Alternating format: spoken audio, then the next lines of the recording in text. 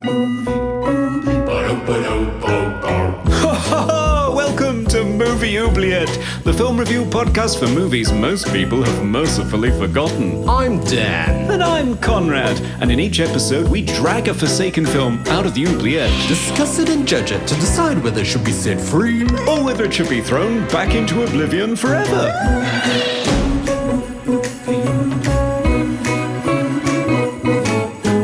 We review the films others tend to forgive. Come with us and open up the movie oubliette. Merry Christmas, everyone. Ho, ho, ho, happy holidays, listeners, and welcome to episode 92 of Movie Oubliette, the North Pole to South Pole spanning podcast for forgotten fantastical films, with me, Conrad, decorating my house with enough lights to land a plane in Cambridge, UK. Yes, and me, Dan, getting ready to eat 3 weeks of food in one day, down here in Melbourne, Australia.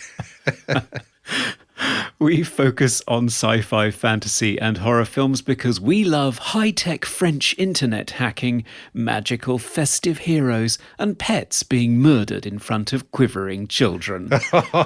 Yes, so festive. Isn't it just? Merry summer Christmas, Dan. How are you? Yes, and a Merry Christmas to you. I'm good. Getting ready for the celebrations to come. Yes. So do you usually eat 3 times your body weight in one day? It seems like that. It really does seem like that. It's in my house, it's like a day thing. So I go over to my mum's, or my mum comes over here, and it starts at before lunchtime. And we have sort of pre-lunch food, and then we have lunch, and then there's like an afternoon sound like tea, and then there's another meal. It's just a whole day event of consumption. You really do sound like hobbits. That's amazing. Oh, yes. How about you, Conrad?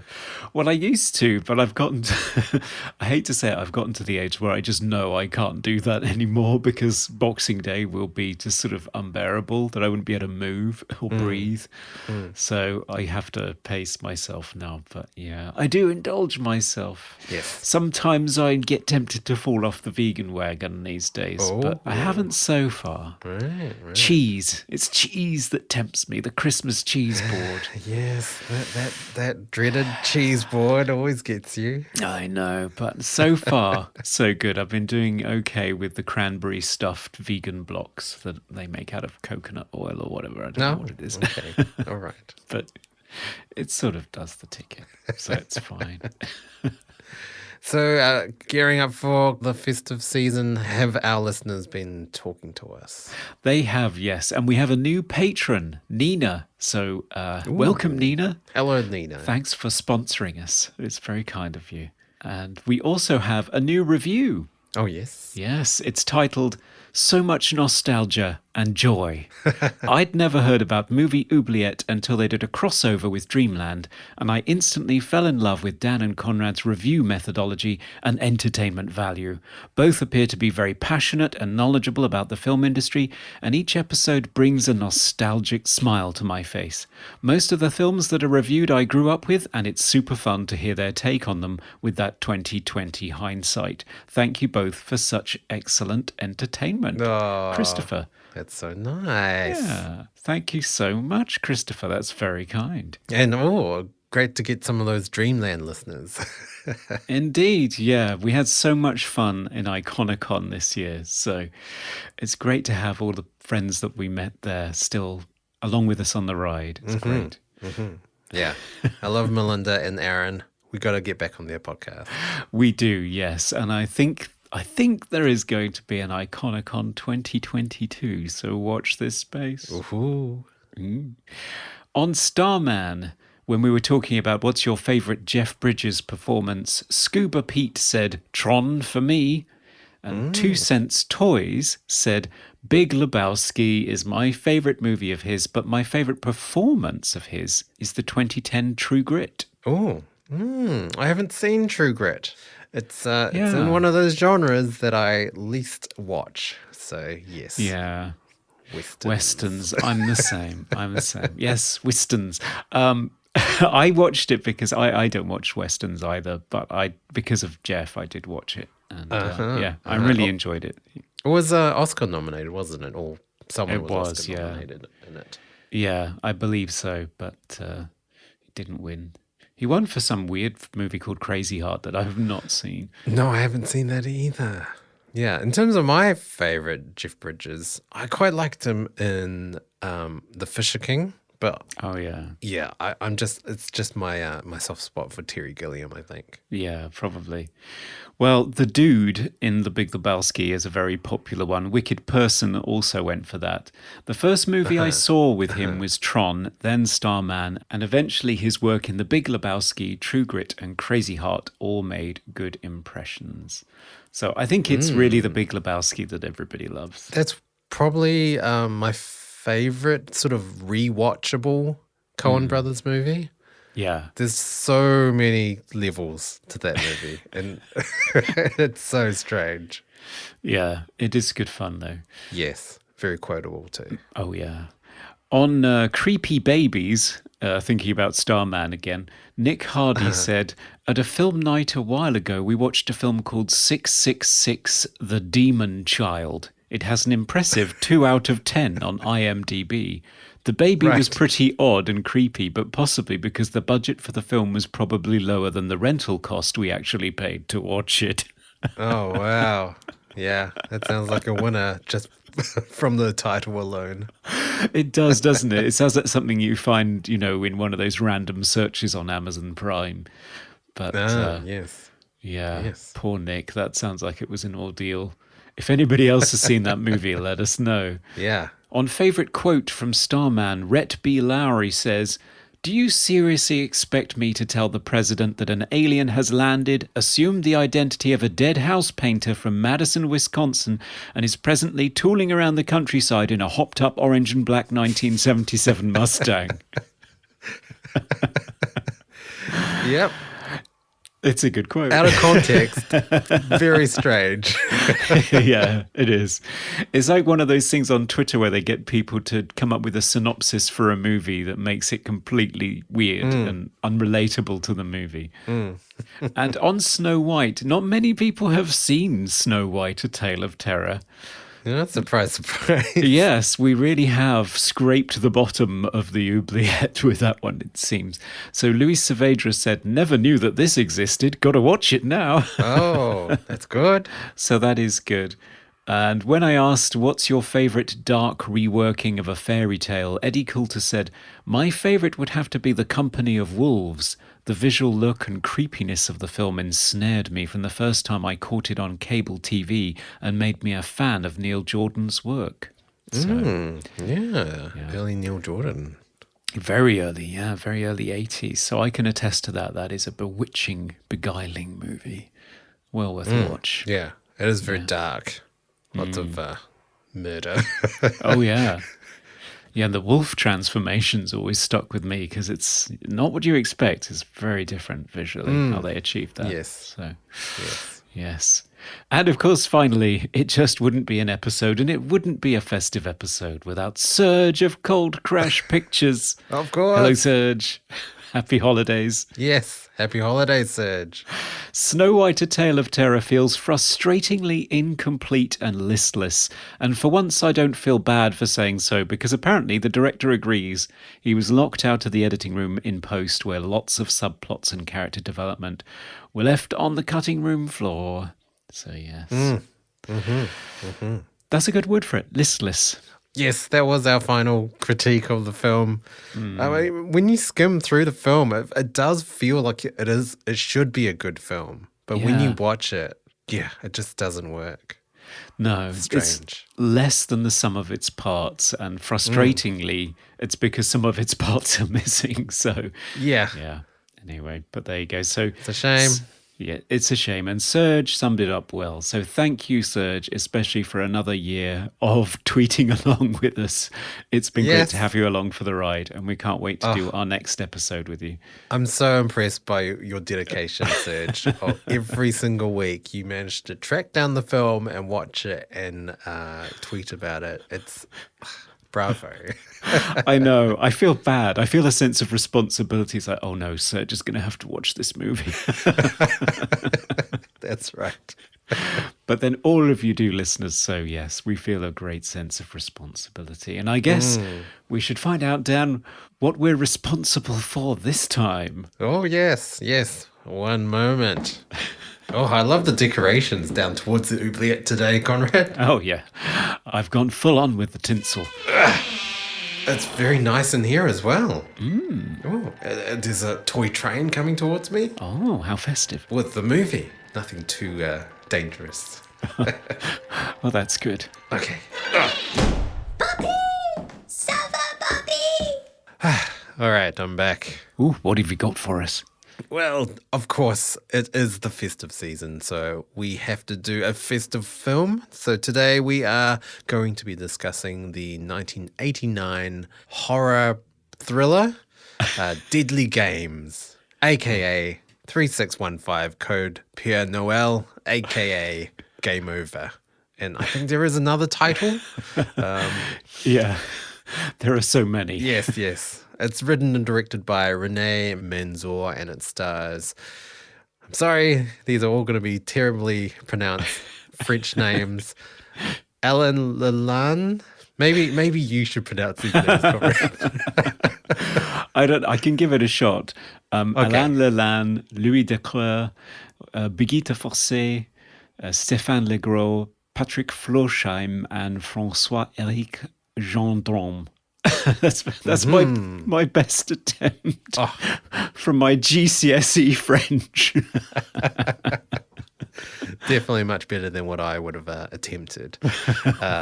So as you can tell, it is a French language French film. Our second on the oubliette, I think, after The City of Lost Children. That's right. So in this movie, of course, it's Christmas time and not a parent in sight. Oh, Young Thomas and his granddad are home alone on Christmas Eve as Thomas, seeking to find out the truth about Santa's existence, stays up until midnight. However, what descends down the chimney into his home isn't Marv or Harry or even Santa, but a dog-killing, murderous psychopath intent on a game of hide and seek. Oh dear. Can Thomas protect his virtually blind puppy with a series of Kevin McAllister level booby traps, or will all the presents this year be stained with blood? And you can keep the change, you filthy animal.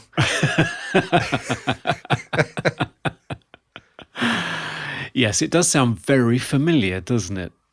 Yes, it's quite similar to another quite famous movie that we will discuss with our guest joining us today. Yes, can't wait for that. Yes, after the break. Grab your mittens and eggnog. We'll be back.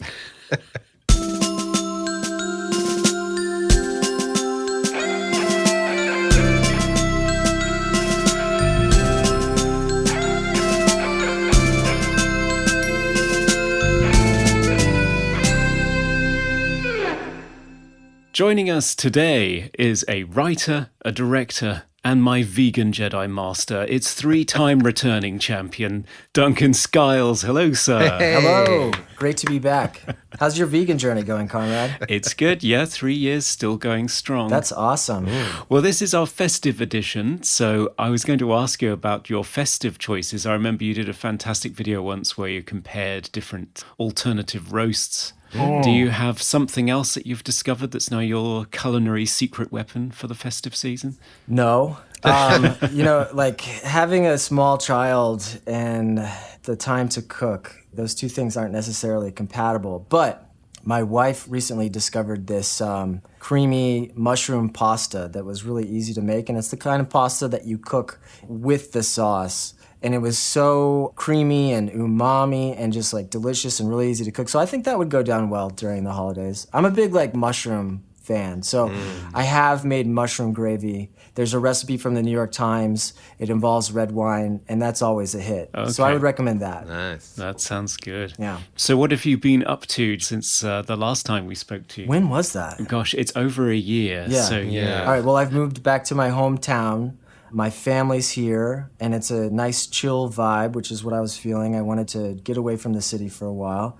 I've been doing freelance work, mostly editing, which is all right, pays the bills. I'm really looking forward to the editing interface that's more like Minority Report, that's not just like sitting and clicking and stuff like that. I hope that happens in our lifetime, because that would make the experience like a lot more enjoyable. Yeah. Like playing in a sandbox as you edit. And I've been writing. I just finished the first draft of a new thing that I've been working on for a while. It's a horror movie, kind of inspired by The Faculty and Invasion of the Body Snatchers, but with like a social media twist. Oh, wow. It's a first draft, so it kind of sucks. I showed it to some people. Some people were like, this is cool, keep going, and some people just didn't get it at all, which is fine. It's what you get on the first cut of a movie, too. It's just like a lot of ideas, and then you just kind of got to pick a lane. So I got irons in the fire creatively. I'm like really itching to make another movie, but writing just takes time. Oh, yeah. But like I'm in a space where I'm like excited to be working on this stuff, and I think that's what's most important. I'm enjoying the process.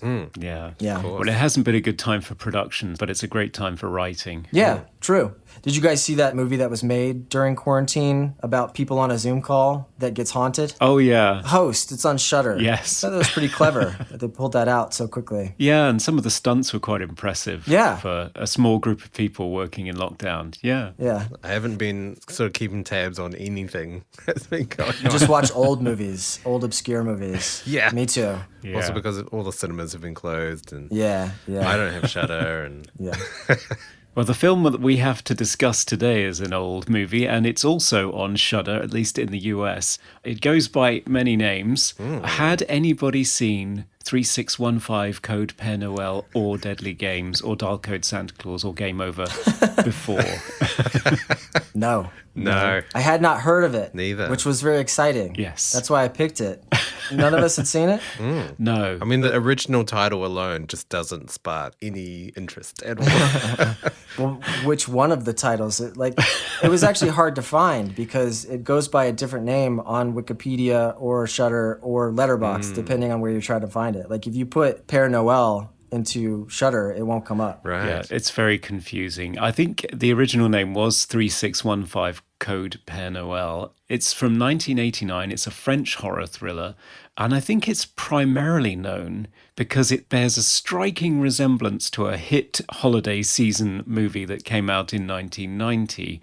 So much so, I believe the director toyed with the idea of taking legal action. Oh. He certainly still says to this day that if he hadn't made this movie, then Home Alone wouldn't exist. Oh, I don't know. I know, it's a much darker film, surprisingly so, I found. How did everybody else find it? It is dark. It's a mix of tones. Yeah, that's true.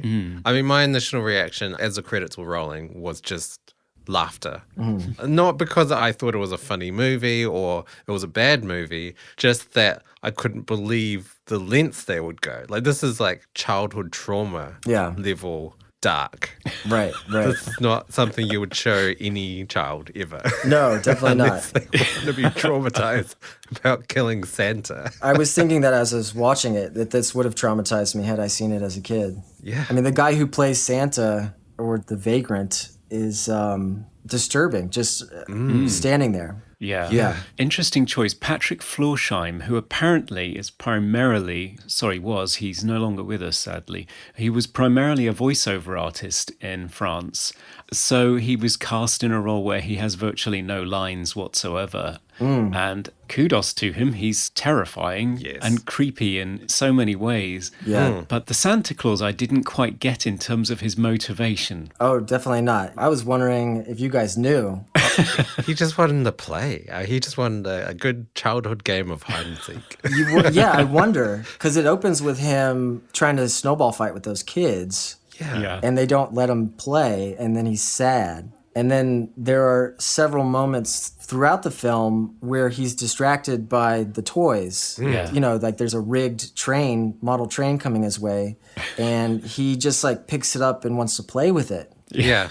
He was a sad character.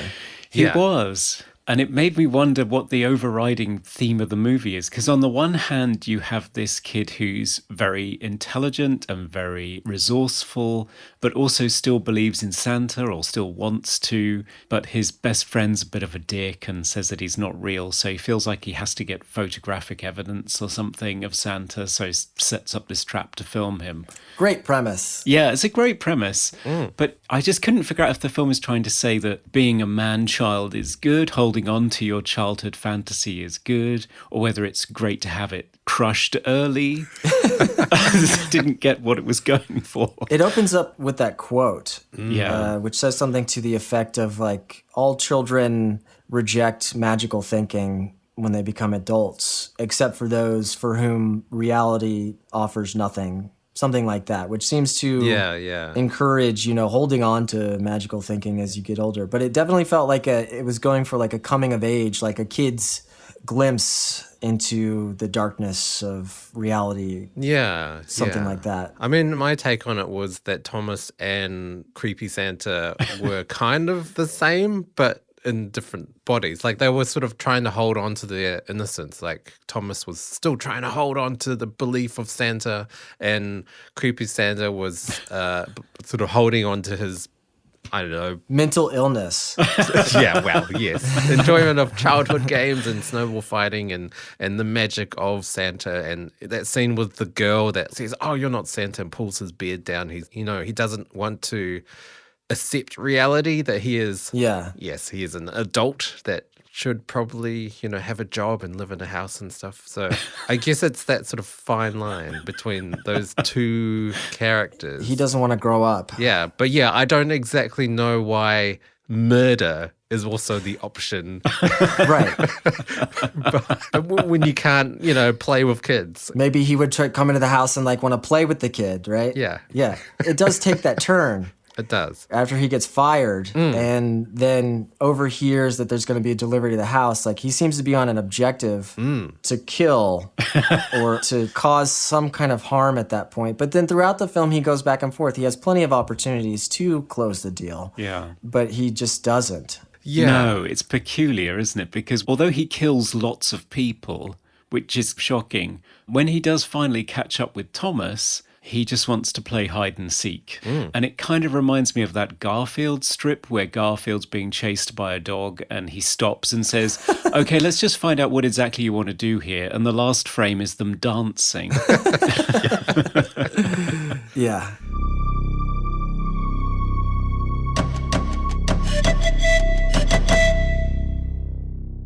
Who's the target audience for this film? Well, Like, it's too dark for children, but at the same time, it's not going into the territory of like gory, like fun horror. Right. There's not much gore in the movie. You don't really see any kills. It's always just the bodies. Yeah. Well, the dog Yeah. is the most graphic. I mean, the dog was shocking. Yeah. Jeez. well, that's when the film takes a hard screeching turn, isn't it? Because Right. prior to that, you have seen him kill someone, but it does that coy PG-13 horror movie thing of he kills somebody and then you see a ragdoll toy fall out of the back of the truck where the murder is happening. Right. And you focus on that like a substitute body. So it's sort of, okay, it's going to be suggestive and cute. It's going to be fine.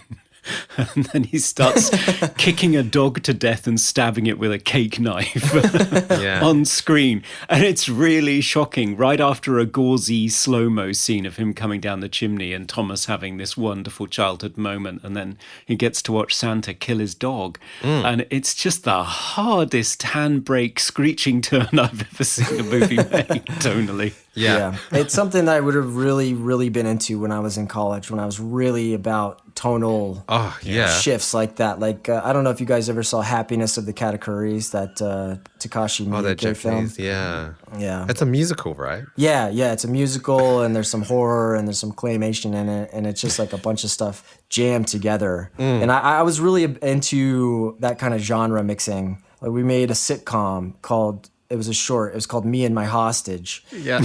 It's about this guy and he's got a guy tied up to a chair, and it's done in sitcom format, but then like it takes a hard turn towards like a violent thriller at a certain point. Right. That sounds Yeah. great. Yeah, it's sort of the combination of black comedy and horror. Yeah. Which I think is like fun for people who like films, and who have seen a lot of movies to just start smashing things together and see what happens and to like play with the audience like that. But as I've matured, I've realized that it's like harder to kind of pull off unity and to get those kind of shocking moments in there, but like still have people invested in the story is more what I would go for now. Yeah. I mean, I think this movie does set itself apart from other holiday-themed movies because it does establish the connection between Thomas and his granddad quite well. Like, there were really touching moments between them. Yeah. That's a good relationship. Granddad was pretty lax about the whole deal with the murderer loose in the house and then letting his grandkid just go pursue him, right? Well, France is a very permissive society with kids. It's true. Yeah. That's true. I mean, I know that the age of consent is much lower there, and you give kids wine at the dinner table when they're incredibly young. Right. I didn't realize that you let them drive a car, operate a blowtorch, build traps in your house, and take on violent people that have invaded your home. But, you learn something new every day. That's the great thing about watching foreign movies. You learn something about the culture. Yeah. Yeah, I think also it goes against tropes as well because he's way more resourceful than any 10-year-old boy should be. Yeah, I mean, one thing I do like about it, in comparison with Home Alone's Kevin McAllister, whose resilience and booby trap manufacturing come out of nowhere. I mean, there's no justification for it at all. This kid's ready. I mean, if any kid's ready for somebody to invade his home, this kid is ready. That's right. It's set up. Yeah. I would say that it was kind of a trope of the time with the like super smart kid who's good at computers. Oh, yeah. Like war games. I remember this movie called Rooskies where this kid had set up like a Rube Goldberg device to sweep his bed after he got out of it. I got a question for you guys. What is 3615 Dial Santa Claus a reference to? Is that the early internet thing that they were... So this is a question I had as well because this is something I've never come across. Yeah. Conrad, do you have any answers? Yeah, I do, because I visited Paris a lot and still do. And I was there when the Minitel service was still in place because I think they only killed it in like the early 2000s. Right. So Minitel was like a precursor to the internet. It was based over the telephone. It was essentially sort of dial-up speeds. Yeah. And it was sort of like... Did you guys have like a teletext service on the TV in your countries? Yeah, we did, but I don't think we had it No. on our shitty TV. No, but I've seen videos on YouTube of like news pieces from Britain. Yeah, so we had it mixed in with our television signals, so you could press Right. teletext and you could page through information, news, weather. Wow. So Minitel took it a step further. It was a device on its own. It looked like a small computer. It was connected to your phone line, and you could mail order things. There was online dating. So it was a Really? really early form of the internet. But was it global? No, Just France. France. So the director makes fun of this, that France is excellent at inventing things and then not making good use of them. Like they invented cinema and then just failed to export it. Right. Wow. So the 3615 is you'd log onto Minitel and then you'd put that in like you would put in like an IRC address. Yeah. And then you'd hook up with somebody on the other line who was pretending to be Santa Claus. Yeah. Right. But the wires got crossed at some point and the person on the other line was the antagonist in a public square on like a public Minitel system. And that was just a coincidence, right? Yeah, I think so. It's a very unlikely coincidence, though, isn't Right. it? I don't think he's hacking a Minitel. That's the most unlikely part of the story. Yeah. I felt like for a movie aimed at the Minitel as a piece of the plot, they don't really spend a lot of time on it. No. Or explain it, or like there's only like 2 scenes with it, or Yeah. 1 scene. I know. And the director talked about the fact that I think he was trying to buy some flowers and he ended up on some sort of porn channel by accident. So he realized that you could end up with crossed wires and you could end Right. up with a stranger invading your home. And this was a new idea back in 1989. Yeah, if that had been the catalyst for the guy finding the house, that would have tied in nicely. It would have done, but instead they just went for sort of Miracle on 34th Street. But what happened to the guy that got fired as Santa Claus? Right, He broke into right. your home and Yeah. tried to kill your kid.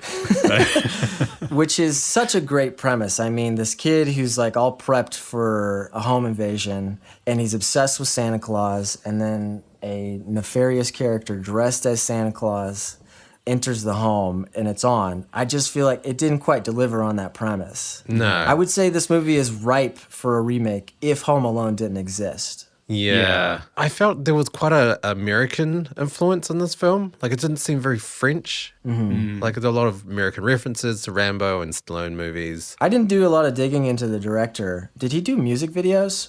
No, his first movie was a commercial success in France. It was called The Passage, and it starred Alain Delon. And as a result, he was sneered at in his home country, because if you have a commercial success, you're a sellout. Tall poppy. So he couldn't get another job, he claims, for years. So he was just editing trailers just to pay the bills. So he learned two things. One, that you need really great shots for your trailers, and also how to edit. So he took that and his obsession with Spielberg and De Palma, and, you know, he loved genre filmmaking, and he claimed that it was pretty much dead in France in the 80s and 90s because of the French New Wave, which was all about experimentalism and gritty reality and not filming in a studio, and a complete rejection of the Hollywood film narrative method. So anything that looked like that and looked like it was infused with the American style was kind of sneered at. Right. So this film is very much a love letter to that, but oddly enough, it's the kind of movie that would just never be made in Hollywood, certainly not in 1989. No, it's got that American influence, but things happen that would never happen in a mainstream American movie. Yeah. This is right around the time that Luc Besson was coming up. I mean, he had made La Femme Nikita right around this time. He was a genre guy in France, and I see some parallels there, like the wide-angle lenses and sort of bombastic set pieces. Yeah, Right. it's true. This must have been on the cusp of that wave or something like that. It must be, yeah, because another film that this put me in mind of was City of Lost Children. Me too. Which also has a very disturbing scene with Santa Claus in it. Yeah. But that creates a world entirely of its own, and it was entirely filmed in a studio. Yeah, those high-angle shots with the steam coming out of the pipes. I definitely thought of the Genet guys. Yeah. A lot of it reminded me of a music video, like when Santa Claus is going to town on the car with a sledgehammer or a pipe of some sort. And it's just like the shots of the kid and his grandpa reacting. It's like close-ups of them reacting, like they're screaming in slow motion without audio. It all felt very dreamlike and music video-like. Yeah. I think that's why a lot of the scenes don't work, because they relied too heavily on music as a focal point. I mean, with horror, you need things to drop out. You need to, build tension with no music or sound design. But there were moments where the music was pretty much the sound design. In that car scene, when he's like hitting the car with a sledgehammer, there are hits in the music to sort of punctuate those actions. And yeah, I think music was definitely more of a focal point than sound. And when Santa Claus is running down the hallway towards the kid, and the kid's trying to get his wristband to open the trap door, and he accidentally closes the gates around the windows, and then when he finally does get the thing to open, it just continues musical slow motion as Santa Claus like slowly 100%. falls, and then goes to the next scene. Yeah. And so it completely just takes away all the tension and action from the scene. And it does feel, 100% like a music video. Yeah.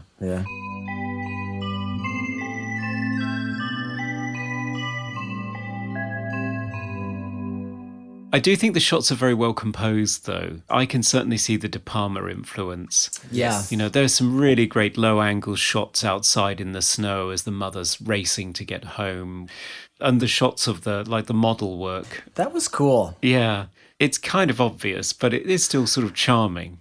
Oh, there were some really good scenes, though, where you think, hang on, is it a model? Like, there's one scene where there's sort of a close-up of Thomas on the roof, and then it like pans up, and then there's a huge almost like 360. It was like, what? That was seamless. What's going on here? I thought it was a model. It looked like the same thing. Because it was modeled on a real castle. Oh, yeah. The Chateau d'Eus. It's near Paris. Chateau d'Eus. Yeah.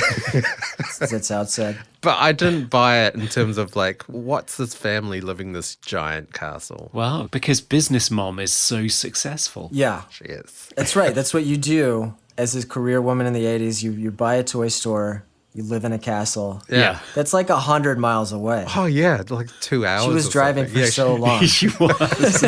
Yeah. And then she calls a meeting first thing on, was it Christmas Eve? Yeah, it was. And then tells everybody that she wants a circus in the store Yeah. today. Yeah. Get the clowns in. We gotta ramp up the show here, people. My son doesn't believe in Santa Claus.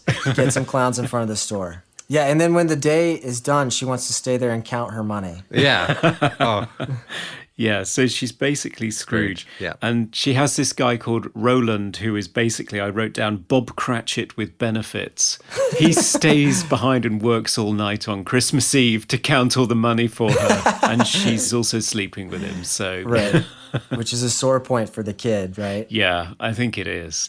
But I don't think I get the sense that, you know, the trope for the 80s particularly was that business dad or business mom were people who were uninvolved in their kids and their kids felt a little bit abandoned. I don't get that sense from Thomas at all. No, I don't either. well, he's got his granddad, so he's not entirely abandoned. No. Yeah. Well, she seemed emotionally available in that early scene at the dinner table. Yeah. And like that she was going to great lengths to help him with what he was processing with his dad. And perhaps like that explains her permissiveness to let him take over the house and make it into a fantasy fortress. Yeah, speaking of which, the secret room with all of the, you know, generations of toys are stored in this secret room that you can only get to through the refrigerator in the garage.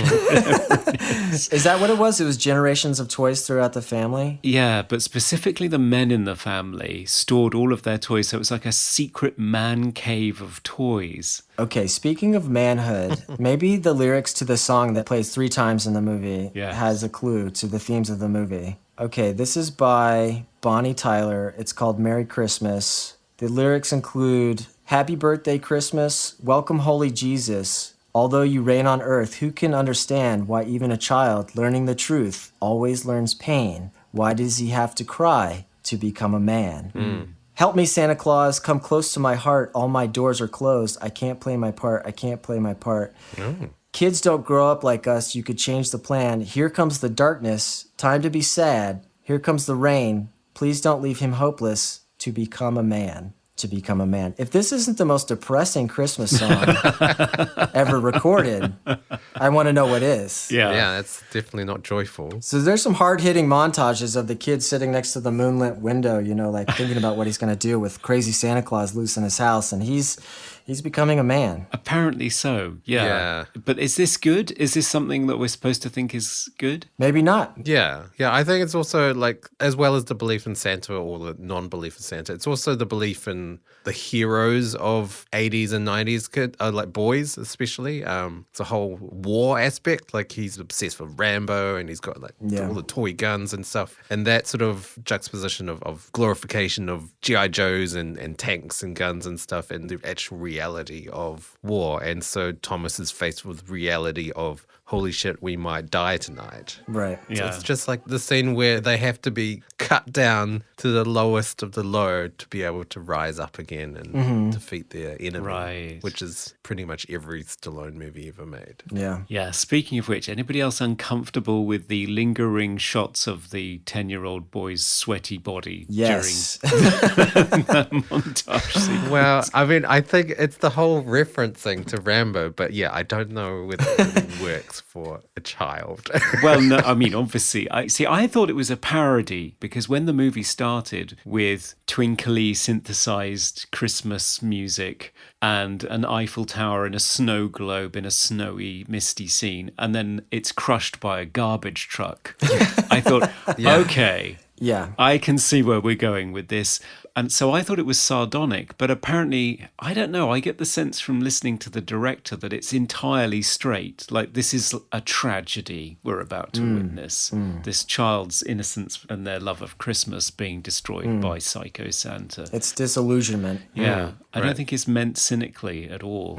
How would it be meant cynically? You mean if it was just played as a laugh? Yeah, like so many Christmas horror movies that it's like, well, here's Christmas, so let's just take a torch to it. Right. And have fun. Right. Which, I do enjoy. I like Gremlins as much as the next man. Yeah. Have you seen Krampus? I have. Yes. I haven't seen and it. I'm very excited to see the new cut of it. Oh, there's a new cut. Yeah, they had to take various bits out to make it palatable. Really? So he's put them all back in now. Well, that's exciting. Yeah. It's filmed in New Zealand as well. Of course. Yeah, if you want reliable snow, that's the one place to go. I'm a big fan of Trick or Treat. Yes. And that movie took me a couple viewings to get into because it's hardcore. Yeah. There's like child murder in the first 20 minutes. But I see what that guy's going for now. And that's kind of like that sounds like taking a torch to it, which I would enjoy for Christmas because I find Christmas kind of annoying in general. Yeah. I used to be a big fan. Used to be a big fan. Not anymore. It's just too overdone. It comes too close to Thanksgiving. And then the culture here, I don't know about where you guys are, but it's saturated. Yeah. And every story is about how it's not about the gifts and it's really about charity and togetherness and stuff like that. So, Family. yeah, but the actual experience of it is so much about money and buying stuff. Yeah. It's enough to disillusion a person, really. Of course. Yeah. Yeah, I've never understood America as well. What you just said with Thanksgiving being so close. It's just Christmas early. Yeah. Like you've got 2 Christmases. Yeah, we do. And Thanksgiving is the better one because you eat and then you don't have any of the other bullshit. Yeah. Right. You don't have to give presents. Yeah. You just get to eat. The tree is cool. It smells good and the lights on it. It's really pretty. It's nice to make the dark part of winter festive in that way. Yeah. I mean, it's bizarre over here because we have it in summer. Oh, yeah. Our decorations are still traditional. Yeah. So we've got the snow on all the shop windows and stuff, and it makes no sense because it's like 30 degrees outside. It's like hot. That's amazing. Left over from colonization, I'm afraid. Sorry about that. Yeah. Yeah. See, I still enjoy it. I'm still a bit of a sucker for it. But for me, it really is family time. Yeah. Maybe when I was a kid, I wanted presents, but as I get older, I just want a week off work and to spend time with my family. I'm looking forward to it, especially this year, because for us, Christmas was cancelled in the UK last year. Christmas was canceled? Right. Yeah. Oh my goodness. If they tried that over here, there'd be gun toting. Insurrection. Yeah. Yeah, they would. I don't blame you. Now it's time for random trivia. So, Dan, what fascinating piece of trivia did you find in a trapdoor in your house today? Well, did you know that, this movie is all filmed in the studio, so the snow wasn't real. It was all salt. Oh, Piles salt. of salt. Yeah. oh wow. Because there is a scene where Thomas runs outside barefoot, and I just thought, oh, that must have been hard, grueling, but yeah, all Yeah. salt. Wow. Ow. Yeah, I hope make you sure didn't you have haven't any got cuts. any cuts. Yeah, right. Exactly, yeah. Yeah, that would Ouch. sting. Yeah. Good trivia. That's our trivia.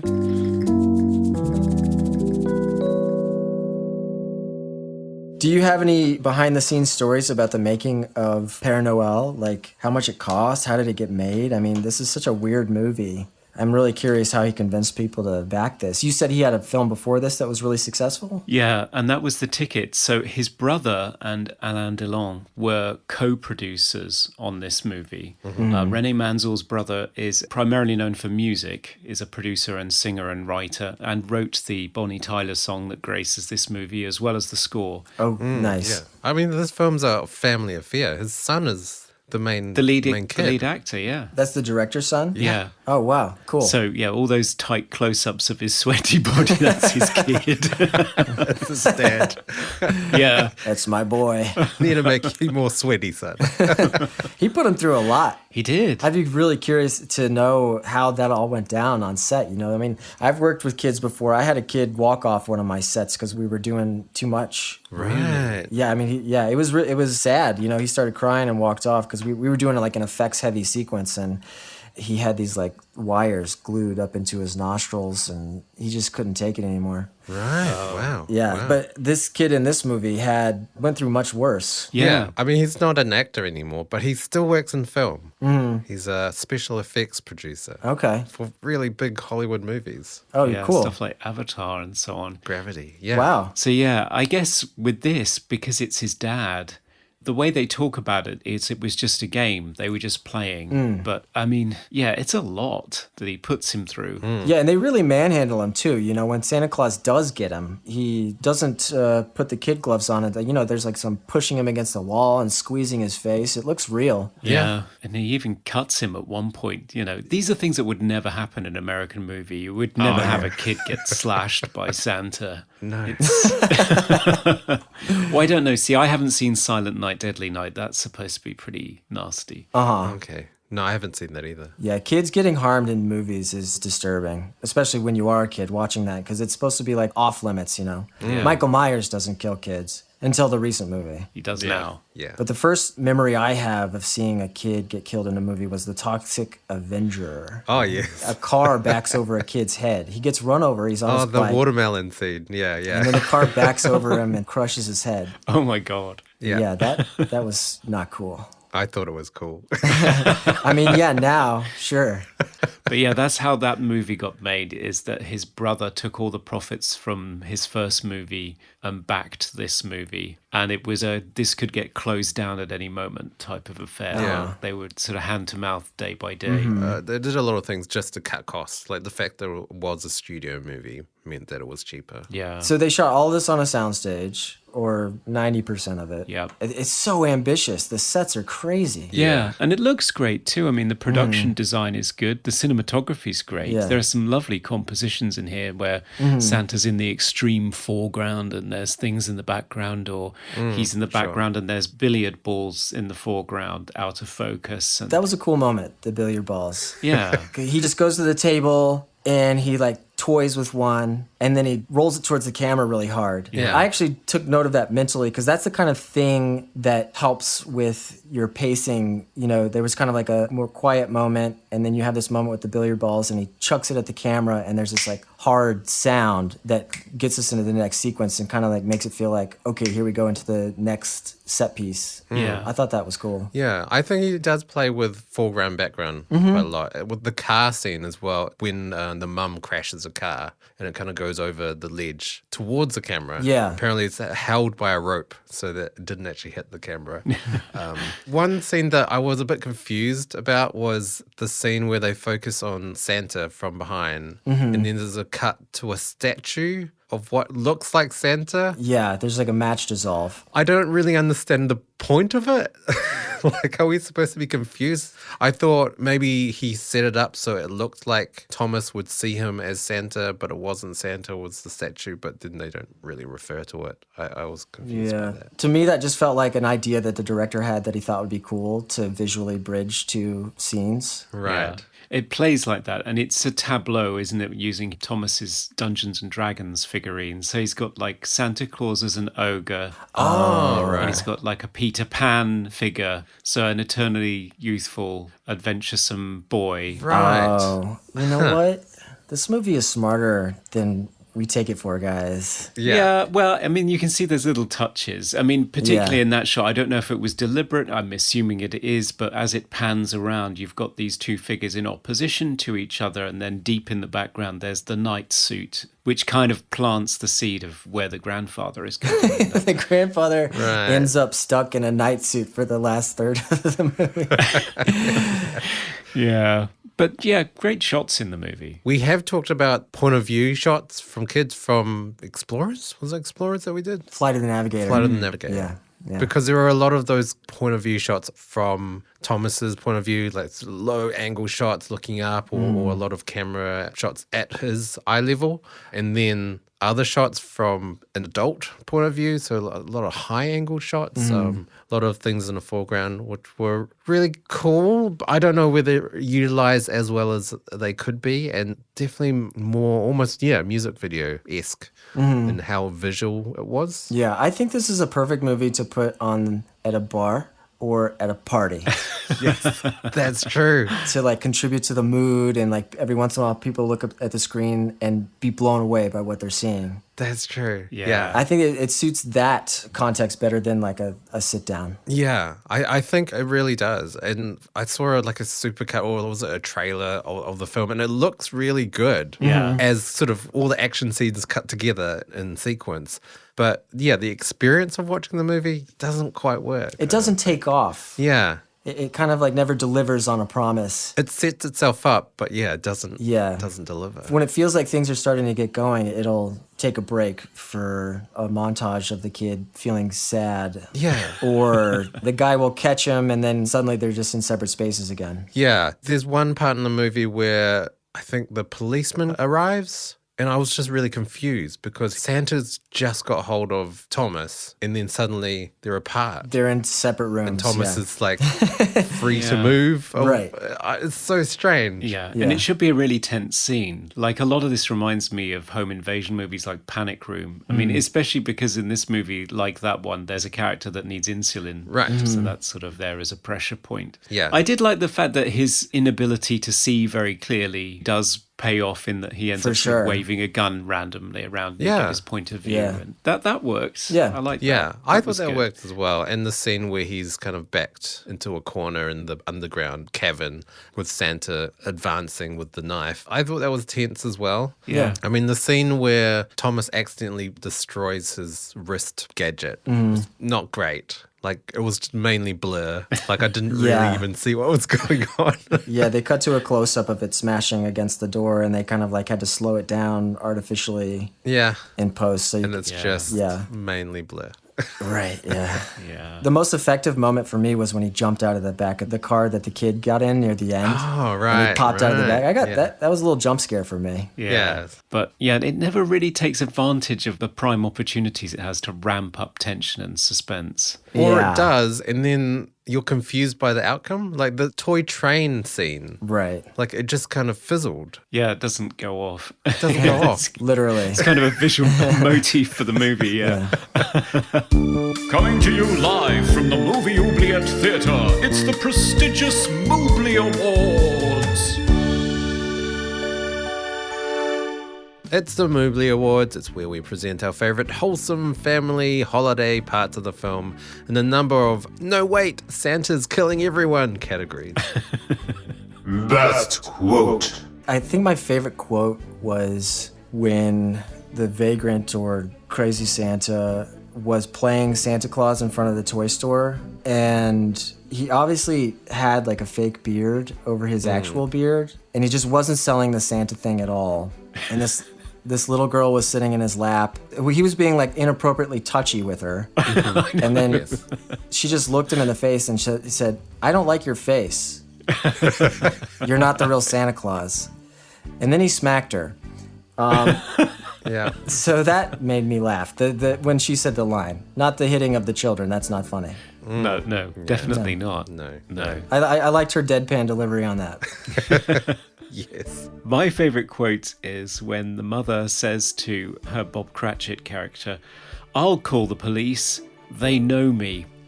So I'm trying to figure out if this is just white privilege or if she has this really long rep sheet. Right. Yeah. She's a hardened criminal that has now turned straight and become a very successful businesswoman. I like both.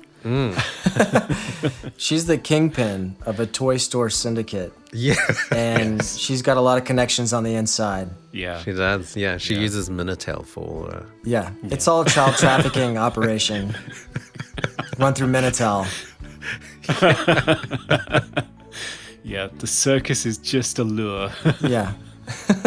Best hair or costume. Well, there's the obvious. Hair, Oh, yes. the mullet Oh, yes. that takes up Oh, yeah. half of the screen. It's disgusting, isn't it? I mean, normally people that have mullets have kind of curly hair, but straight black, jet black hair, Yeah. and greasy as well. So greasy. What a strange time. Mine was actually the mum, because I noticed that when she goes to work, she's dressed either like a 19th century dandy or a highwayman, which Yeah, I kind of noticed that too. ties back to Duncan's theory that she's a criminal kingpin.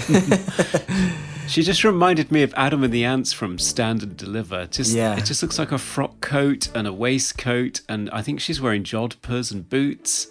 And it's just amazing. Yeah. I mean, for me, she looked like she was about to join the Napoleonic Wars or something. Yeah. It looks like a period costume. It really does. Most 80s moment. Also the mullet. Yeah. This movie is reeking of the 80s, late 80s specifically, so it's hard to pick out something more 80s than that mullet.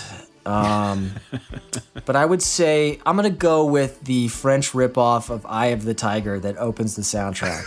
Yeah. Oh, yeah. Yeah. That's a good call. Yeah. It's so obvious what they were going for, but they, didn't want to pay the rights. So they Right. But it's so obvious. Yeah. Yeah. And I think the reason for it is, in some cases, is because I know that you have to have a certain amount of French language content on the radio in France. I'm not sure if this is still the case, but they were trying to protect the French language and not have all this American and British music coming in and taking up too much of the stage. So you would get covers and very, very close remakes or inspired by songs with gruff French voices on the track, and it's hilarious. Yeah. Eye of the Bobcat. Yeah. Big hit, French radio, 1989. Indeed. How about you, Dan? My most 80s was just all the Stallone references. I mean, Rambo and Rocky. I know Rocky was a 70s film, but I think in the 80s was rife with a lot of references to Rambo, with Hot Shots. And was Hot Shots an 80s movie? Or was that 90s? I would say early 90s, maybe late 80s. I think so. Yeah. Because I think of like the 2000s, the most referenced movie was The Matrix. Yeah. And even to this day, that Rocky montage scene is still parodied and referenced. Totally. Conrad? 80s? Mine was the Minitel. We've described it before, but yeah, this early internet that was exclusively to France. Yeah, And, that no one understands apart from French people. Yeah, you just see it in car boot sales now, or brocage as they call it. They're just selling them off now because it's just like retro tech that people collect. Okay. It's really interesting. Yeah. Learn something. Favorite scene? I think my favorite scene was probably when the kid was working underneath the car Oh, yes. and he was asking for tools. Grandpa was his assistant and handed him tools. I just thought that was like really fun, and it set up Grandpa's vision problems, and it sold this kid as not just a computer genius but as a mechanical genius as well. And it was like a cool old car. I like the way it was shot. I like the relationship dynamic, and it's one that sticks out to me. Yeah. Yeah. And I like it. He just jumps in and just starts hooning around. Yeah. Yeah. How about you, Dan? I really like the introduction of Santa, like when he appears from the fireplace and Thomas is just like awestruck by this magical moment, and there's like fog everywhere and bell music box, childlike music, and it just really conveys that sense of absolute wonder and magic as a child, and then he kills a dog. So I really like that sort of juxtaposition between those two parts of the scenes, and yeah, it works. Wow, that's twisted. You sicko. Happy holidays, everyone. Yeah. Most cliche horror moment. Well, I don't know if it was a super cliche at this point, but I've seen the insulin thing a lot. Oh, yeah. Maybe this was an early example of it. That's a very Sure, common Sure. pressure point, as I think Conrad said.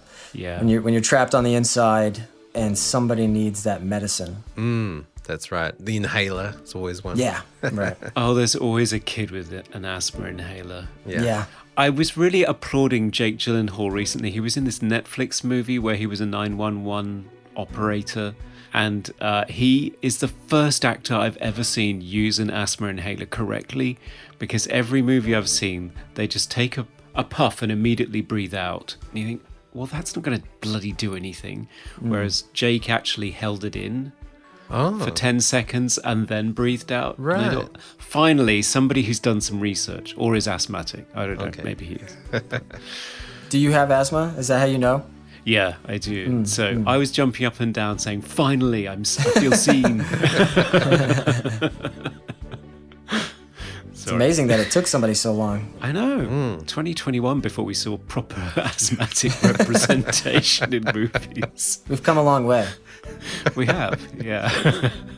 Well, I wrote down psychopathic man-child because that does seem to be a popular trope in horror movies. I'm surprised we didn't get to see his childhood bedroom, and it's still sort of all wallpapered with cowboys and Indians and filled with comic books and things. But, right. Yeah, like the Dead Zone. Yeah, exactly. Yeah. Or Psycho. But another thing I was going to mention is the red-haired best friend who's supposedly not cool, because that seems to be a trope, and I don't know why that's a trope all the time. Redhead kids never get a good deal in movies. Right. Yeah, man. That's my plight. Now you know what I've been dealing with. Yeah, see, I was hard. particularly going to ask you how you felt about this, because you've never been represented well in movies, I don't think. It's always the freckly kid who's the weirdo or the dork. Even in the Riverdale adaptation, they cast a non-redhead and they dyed his hair. Really? Oh, yeah, right. Best special effect. The dog murder. That was very effective. Practical effect. Shocked me. They pulled it off well. Yeah. I'm glad they did not actually kill a dog. Yes. How about you, Dan? I have to just mention it's not really special effects, but all the production design was great. The model work on the castle/house, just really, really visually stunning stuff.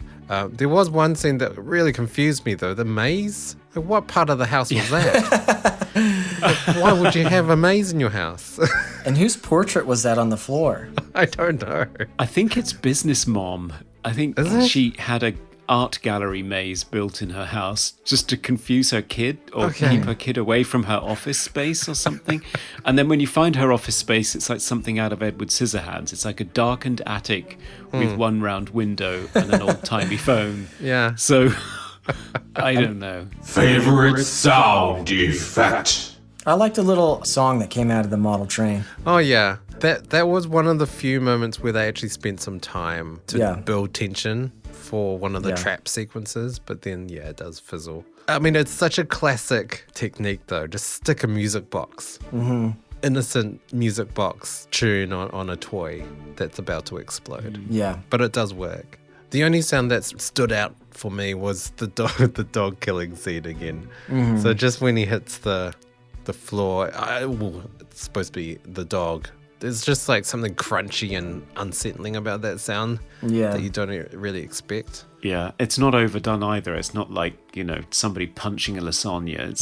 It's Yeah, it's not Walking Dead. Like you touch something and it's just yeah. Punching a lasagna would be a great album title. Yeah, that was my college band. Most funniest moment. Probably the montage of the kid sulking in the attic next to the moonlit window. Oh, right. With that song. And the song says Happy Birthday Christmas for some reason. Happy Birthday Christmas. And those lyrics in combination with this like slow zoom in. And they do the slow zoom in on the kid and he's looking really sad. And then they dissolve to the exact same slow zoom in again.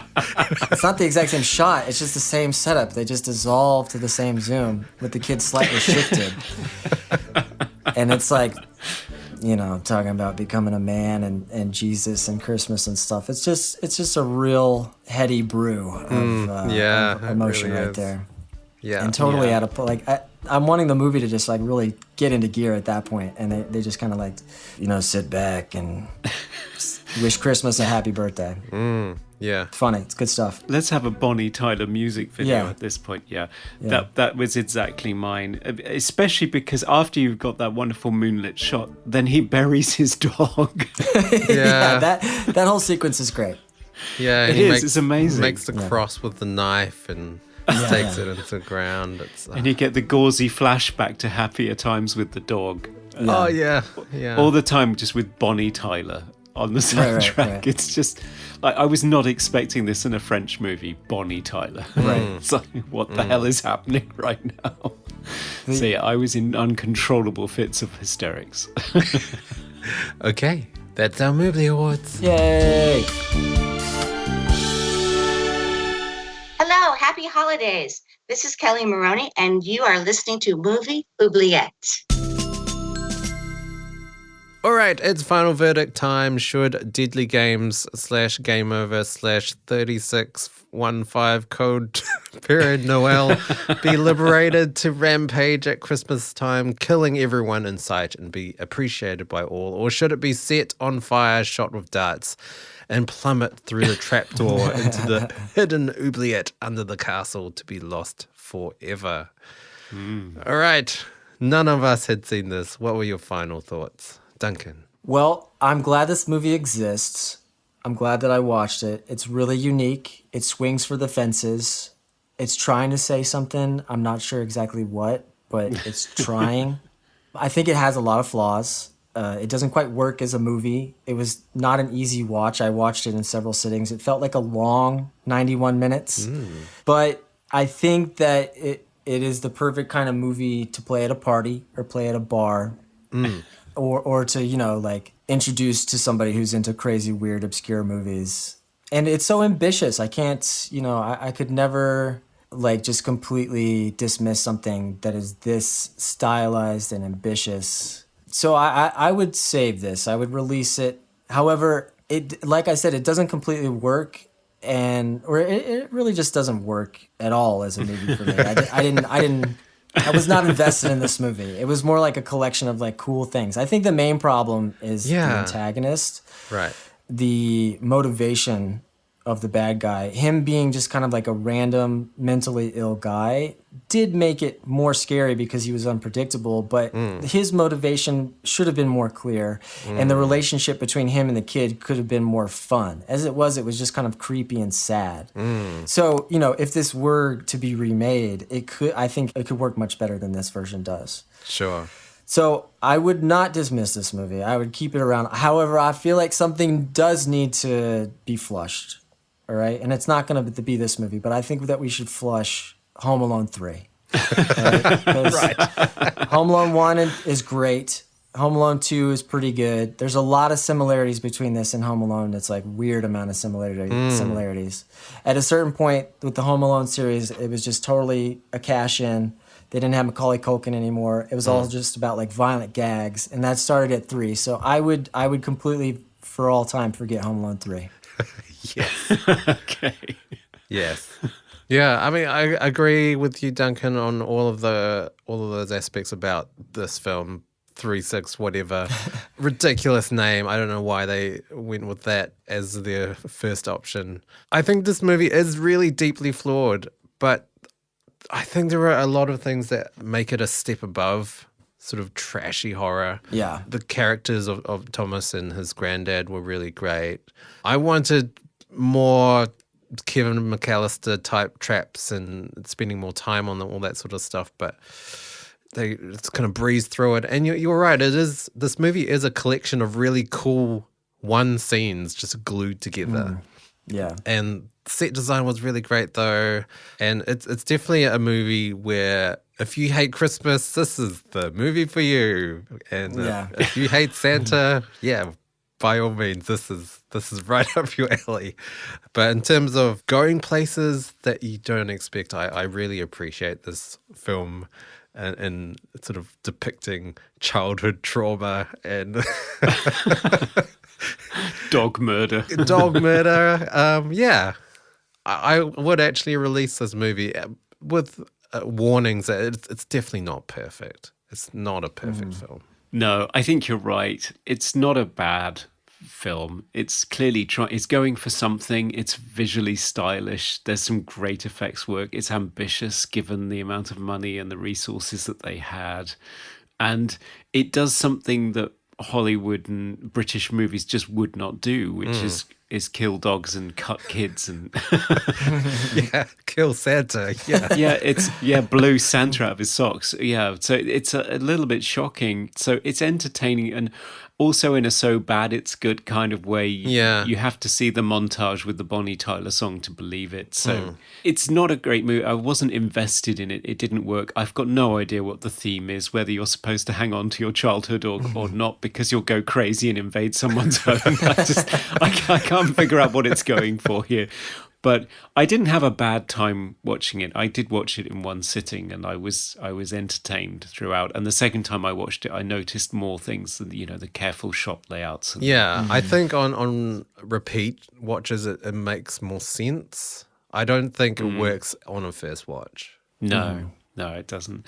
And it's not a great home invasion movie or anything like that, really. It doesn't work as a thriller, but it's entertaining and it's a little bit irreverent and it's quite shocking for 1989. So, yeah, why not? Merry Christmas. Why not? Yeah. And to all a good night. Indeed. And you said about ditching Home Alone 3, and there's a new Home Alone coming, apparently. It'll be out by the time this episode's out. Home Sweet Home Alone. It's a Disney Plus exclusive. Great. Yay. Well, Has this one got Macaulay Culkin in it? Is it like a cameo or something? It'll be a surprise cameo if he is, because he's not listed in the credits I'm looking at. All right. So yeah, there's 6 of them, including the new Wow. Disney Plus exclusive. Wow. Who knew? yeah. Yeah, and they may or may not exist without code Père Noël. Who knows? Exactly. Yeah. So watch this to see where it all began. All right, let's release it. Off you go. So, Duncan, it's been really fun doing another episode with you, especially a festive holiday season episode. Where can people follow you and find out more about what you've got coming up? I mean, I have my YouTube channel, So You're Dating a Vegan, but we haven't posted since the spring. We've got an episode in the can, and but we shot that back in April. So what the plan is to release it with like a little context around it to catch people up on what's going on. My wife is preggers, and we're expecting another kid in 3 weeks. And so that's the latest with me. My website is duncanskiles.org. You can see some of my work there. And my movie, The Clovehitch Killer, is on Hulu and Netflix. And thank you so much for having me. It's fun as always. This is the most Christmas-related fun I've had in a long time. That's great. No, I'd highly encourage everyone to check out the YouTube channel, although with the caveat that it may turn you vegan. That's what happened to me. So just bear that in mind. And also watch The Clovehitch Killer, which won't turn you vegan, but it will give you one of the most original and exciting serial killer movies that you're likely to see in recent times. So do check it out. We loved it. Thank you. Yes, and if you do love us and you want to keep up to date with our future episodes, you can follow us on all social media platforms, Facebook, Twitter, and Instagram as Movie Oubliette. You can email us at movie.oubliette@gmail.com. We always love to hear from you. Yes. What other Christmas movies do you think we should cover in the future? Yes, sci-fi, horror. There's a lot of horror, but anything you can think of, we would love to hear from you. Yes.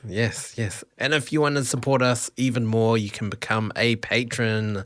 Head over to Patreon, and for as little as $1, you get access to extended segments, full interviews with our guests, and for $5, you get access to that minisode once a month, where we discuss a new, recently released film. Yes, and next year we've decided we'll do the minisodes as video episodes, so you'll be able to see us as well. Yes, you will. You can put faces to our voices, our disembodied voices. I'm not sure if that's a benefit, actually. Maybe we should pay other people for having to see that. Yeah, it will be a nice change, I think. I think it will. I think it's nice to feel closer to our patrons. And lastly, it is coming up to Christmas time where gift giving is aplenty. So you can get access to our merchandise at Redbubble to give as gifts as well if you want. or just for yourselves. Yes, you treat yourself to a bit of movie oubliette memorabilia. There's mugs, shower curtains, you name it, it's on there. It's really quite disturbing how many different things you can get our logo on.